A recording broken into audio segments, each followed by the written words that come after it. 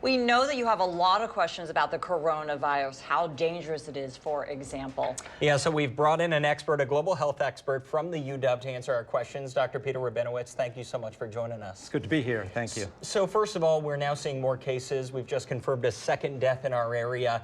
And some experts have said this may have been spreading in our area for upwards of 6 weeks. Does it give you a better sense of how many cases we're dealing with at this point? We still don't know, but definitely the fact that there's been a number of serious cases here makes it almost certain that there's been a much greater number of mild cases, probably in the hundreds. So we really are just now gearing up with our testing to be able to test enough people to really know how many cases are actually out there. Fortunately, most of them are going to be mild. So the protocol just recently changed, and I think that that is why we're seeing an increase of the cases. Can you explain that to our viewers? Yeah, up until Friday, we had to send tests to the Centers for Disease Control in Atlanta. It took a while to get the tests there and get the results back. Now, as of Friday, the State Public Health Laboratory has been approved to start testing themselves. They're gearing up to doing hundreds of tests a day, and that's really going to be a game changer in terms of finding out what's really happening on the street here in Seattle, King County, and Washington State in terms of how many cases are there and how many people are being exposed and getting infected. And do you know how long those test results take to come back at the state level? They're going to be running them, hundreds a day, so I think many times will be available within 1 or 2 days. I know you don't have a crystal ball, but we heard it yesterday from our state leaders and our county leaders that they do anticipate we're going to see a lot more cases. You have to expect it. When you start doing more testing, you're going to see more cases, realizing that up until now, we had mostly been testing people who had traveled to China and had definite risk factors. Now we're going to be able to test much wider because we know that some of the recent cases did not have a travel history. One of the things I'd love for you to explain is that a lot of people want to know, where did this come from? So we know there have been coronaviruses, but we've just never seen this one before.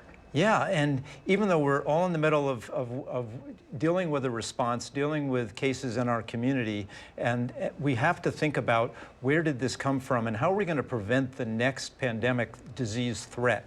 And this is the third coronavirus, novel coronavirus, that we've never seen before in humans. We've seen 3 of these now jump from animals to humans in the last 2 decades. The first one was SARS back in 2003, jumped from bats to civets, a cat-like animal, into people in markets in China.